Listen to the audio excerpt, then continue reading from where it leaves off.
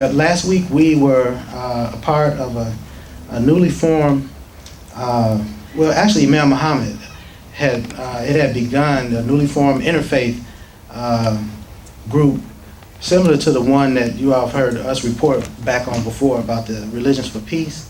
And so we had a joint Muslim-Christian. These are all the leadership of the church. And on the platform of a Religions for Peace program called Our Muslim Neighbor. And so our chair, he's the spokesperson, not the spokesperson, Naim Big. He's the moderator. Yeah, our moderator. Our moderator is also U.S. Council of Muslim Organizations president. So we brought our two organizations together, the Muslim organization along with the church leadership, and it was just a wonderful program. And I got a brother that's here, one of the executive council members of Religions for Peace, Brother Warithu-Deen Mohammed.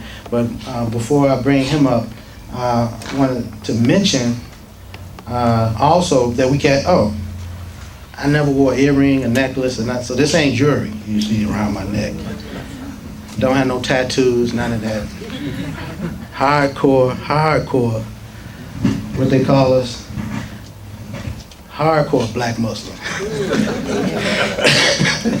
That's what they call us. But I'm a son and a follower of Imam Warithu-Deen Mohammed, and he's a leader who lived his life in practice and leadership as a follower of Prophet Muhammad. Peace and prayers be on the prophet. So I was in my house and I thought about it. I said, you know what? Every African American male person, we have no excuse. Like we've been hearing all day, we don't have any excuse to have some halal product that we can take with us and we can promote and sell.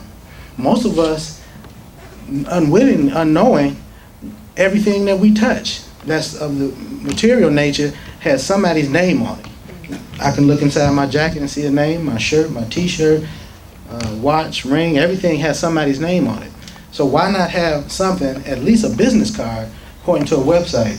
And I didn't get a chance. These programs are so valuable that I was going to ask him that the first thing that you should do, if you have a business license, I don't know how much business license you need to start a business on the internet, but the first thing you do is a business is a concept or an idea. So you take that name for that idea and you go and get a domain name.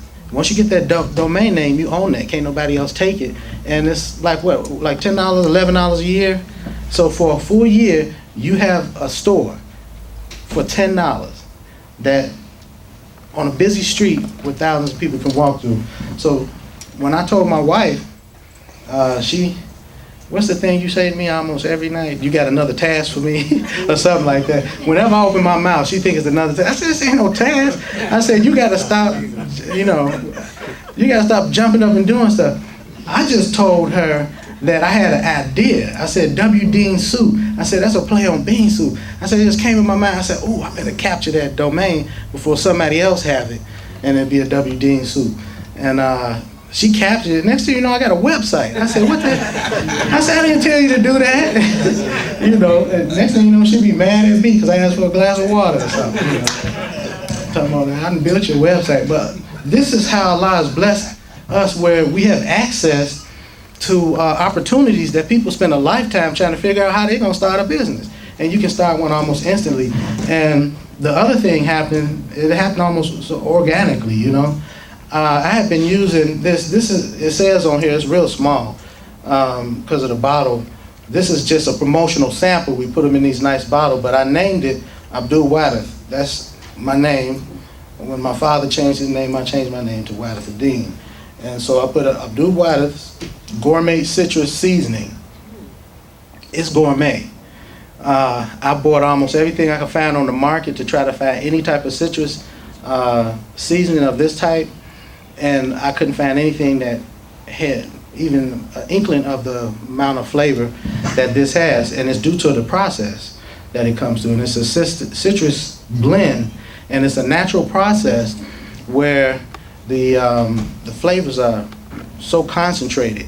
And if you all know about foods and a process they go to, and I don't want to give away how I do it, but people are going to taste it, and you're going to see it, and other people trying to copy and duplicate it. The sweetness comes out. There are 4 tastes that they say are the essential flavors that make a meal taste good, the reason why we enjoy it. And they actually have a 5th one that they call it umami, but the 4 is sweet, sour, salty, and bitter. And this flavor incorporates all of that. And in most citrus, apple, orange, there's a big imbalance, but this process kind of mellows it out and brings it all out. And it can also be used as a salt substitute because the flavor is so strong. I don't see Brother Elamine here, but I was going to surprise him. He was here? Oh, man. He's on his way to Virginia. I was going to tell him, but he'll hear about it. I was going to tell him he happened to walk in the house, and I had just fried some catfish and panko crumbs, and he since he walked in, we were actually coming in together, so I gave him a piece, and he didn't believe it was catfish. He said, "This is catfish?" He said, "Man, and this cooked too. It was good." He was really shocked. But I had just sprinkled some of this seasoning on it. And the flavor, it really enhances the flavor like nothing else. So, like I said, I had been using a form of this for like 20 years, but you can ask any of my sisters, anybody that know me, that one of the favorite things I like in life is, it's one of those things that you can't deny, that's always new. Food. You can always taste or try something new or different and mix a different combination. So food is always new. It's exciting. You can never get bored with food. So I had been, I often find things and taste things and I'll incorporate, I eat it with my food, or I just have it on the side and put it in my mouth. But this I had been eating, but I never thought about bottling it until a bunch of my boys had a few of their friends from college over during spring break. And I shared it with them, and I saw the look on the face of your buddy, Ahmed, when he tasted that fish. He had the same look on his face, like, this is different, I don't know what it is, but man, he looked like this is good. And that's when I said, I gotta bottle this stuff. So I got promotional samples, you can get it. We have like I said, my wife put a website up almost overnight, and we're selling it on wdeensoup.com. There's a link that goes straight to Etsy, right? And I meant to call you up here. I didn't mean to take up all this time. Was there something you wanted to tell us about? I didn't cover it all. Well, tell us about W. Dean Soup. Oh, well, I can do it because you don't know what's on my mind. wdeensoup.com. When she built that website, I said, because I had been taking pictures of food for as long as I could remember, but I hadn't organized them and kept them. The only thing I really be focusing on is the photos I've taken for doing the dawah, different things we do. But my personal pictures are kind of scattered all over the place. So I said, let me try to get these pictures before I lose them. And so I have and I put recipes to them on wdeensoup.com.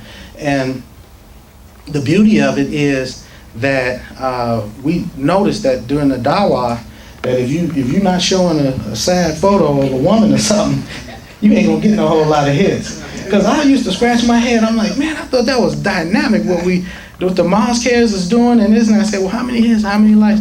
Well, Robin's like, well, that's a lot, you got 50 songs. So now look at other people, somebody, sitting in McDonald's eating some French fries, and they got 3 times what we got. It's just what's bizarre. But so I said, food can be used as a tool, a dawah tool. So I said, if we get this website, it should transcend what is going on in our different, different communities where we, not everybody identifies with the Mosque that's a Muslim, but everybody eats. So if I put a halal site where we're accepting halal recipes, and it takes some time because you have to type the email and you have to send it. So I know that's the reason why a lot of people don't send emails.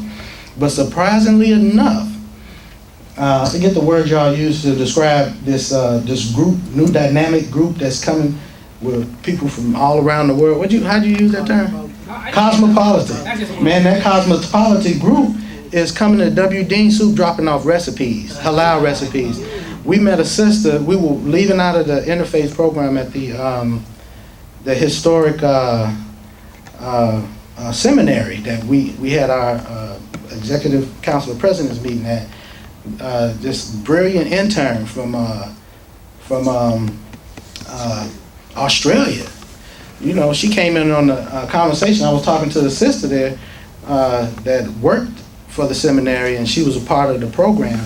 And I was just telling her, I said, hey, you know, get wdeensoup.com, and then she challenged me. She was like, oh, what you know about cooking? And so we were in this conversation, but then the sister from Australia, she stepped up and she heard me mention my date snack, where a lot of my witness, when I put a slice of apple, crisp apple, in my mouth with a fresh sweet date, it's reminiscent, the chewy gumminess of a good, fresh baked apple pie, the gumminess of and the sweetness. A lot of my witness, I was thinking apple pie so much that I went out and bought some ice cream.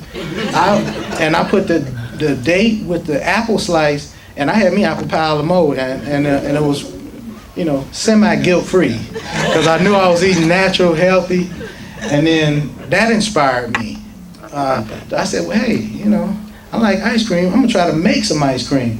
And I said, I'm gonna try to make it without whipping it. So I put some cream and milk and sugar, whatever you put in there, and then I put it in a bowl of ice, and I stirred it till it got cold, and I put it in the freezer. And I would take it out like every 45 minutes to an hour, and I made delicious ice cream.